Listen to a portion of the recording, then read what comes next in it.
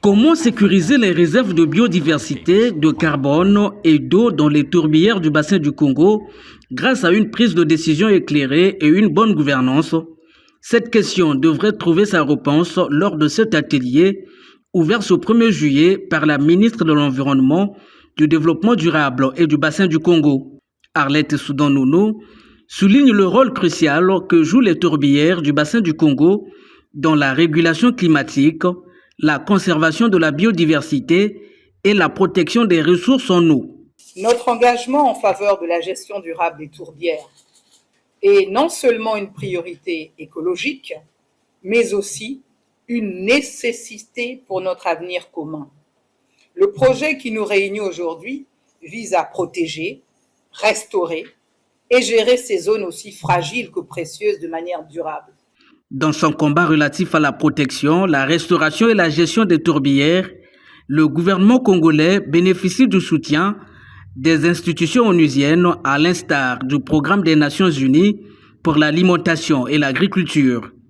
Cette réunion revêt un caractère important parce qu'elle constitue une opportunité pour les parties prenantes d'échanger sur l'approche opérationnelle de mise en œuvre du projet en République du Congo et de mieux calibrer cette approche pour une grande efficacité d'exécution du projet en lien avec le contexte, les réalités, son alignement et sa contribution effective aux politiques et stratégies nationales.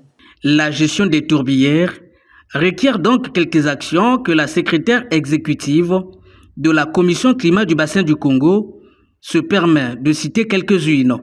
La mise en place à travers la réglementation en cours d'un ensemble des mesures de protection strictes et de conservation pour les tourbières existantes et de restauration de celles qui ont été plus ou moins dégradées.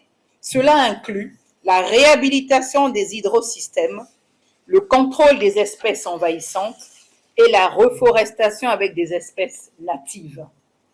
L'investissement dans la recherche pour mieux comprendre les écosystèmes des tourbières et développer des techniques innovantes dans leur gestion durable. Le Congo est considéré comme un bon élève en matière de préservation de l'environnement. C'est ce qui lui vaut d'ailleurs une bonne cote auprès des instances internationales.